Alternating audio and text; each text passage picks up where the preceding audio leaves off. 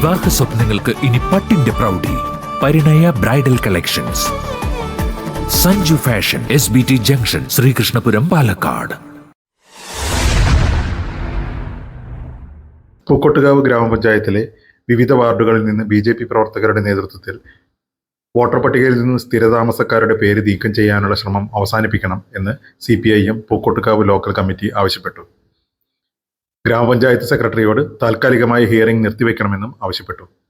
CPIM പ്രവർത്തകരുടെ ആവശ്യപ്രകാരം secretary സർവകക്ഷി യോഗം വിളിക്കുകയും സ്ഥിരതാമസത്തിന്റെ രേഖകളുമായി എത്തുന്ന ആളുകളെ വോട്ടർ പട്ടികയിൽ നിലനിർത്താൻ തീരുമാനിക്കുകയും ചെയ്തു. പഞ്ചായത്തിൽ BJP വളരെ ആസൂത്രിതമായി നൂറുകണക്കിന് വോട്ടർ പട്ടികയിൽ നിന്ന് തള്ളാൻ അപേക്ഷ കൊടുത്തിരിക്കുകയാണ്.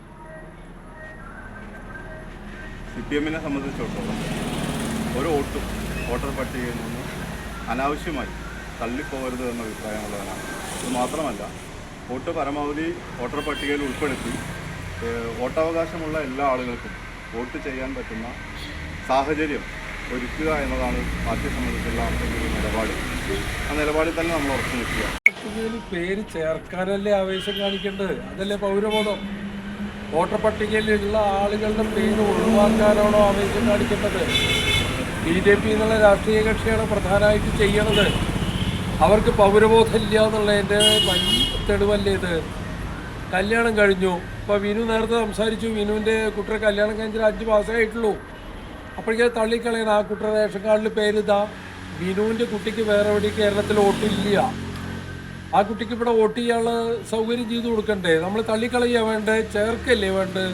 CPM ചെയ്യണേ. ഞങ്ങൾ ചെയ്യണത് പരമാവധി ആളുകളെ 18 വയസ്സ് യോഗ്യതയായി ചേർക്കുക ചെയ്യണേ, തള്ളിക്കളയല്ല ചെയ്യണേ. അതാണ് ചെയ്യേണ്ടത്. അതാ രാജ്യസ്നേഹം. രാജ്യസ്നേഹമല്ലേ ഇത് BJP-ക്കാർ ചെയ്യണത്? അത്യാവശ്യം കോൺഗ്രസ്സുകാരും ചെയ്യുന്നുണ്ടെന്ന് ഞാൻ കേട്ടു. അങ്ങനെ ചെയ്യാൻ പാടില്ല. അത് രാജ്യദ്രോഹമാണ് എന്നാണ് ഞങ്ങളുടെ അഭിപ്രായം. ഞങ്ങളെ വിഷമിപ്പിക്കൊണ്ടാണ് ഞങ്ങൾ പഞ്ചായത്തിലേക്ക് ഇപ്പോൾ വരേണ്ടി വന്നത്. വല്ലാതെ വിഷമമുണ്ടായി ഇങ്ങനെയൊക്കെ ചെയ്യണ രീതികൾ. ഉദ്യോഗസ്ഥന്മാരും അതൊന്ന് നോക്കണം.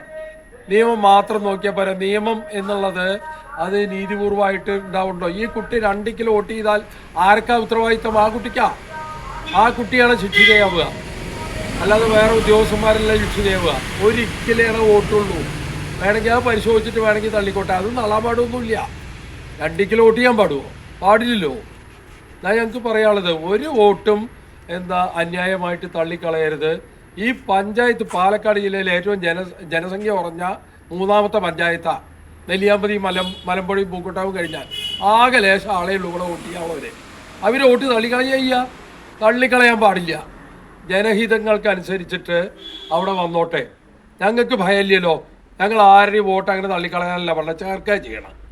ആ local secretary Ashok Kumar, Venu master, Harishankar Munnurkode, ഗ്രാമപഞ്ചായത്ത് പ്രസിഡന്റ് P. ജയശ്രീ, രതീഷ് എന്നിവർ പങ്കെടുത്തു.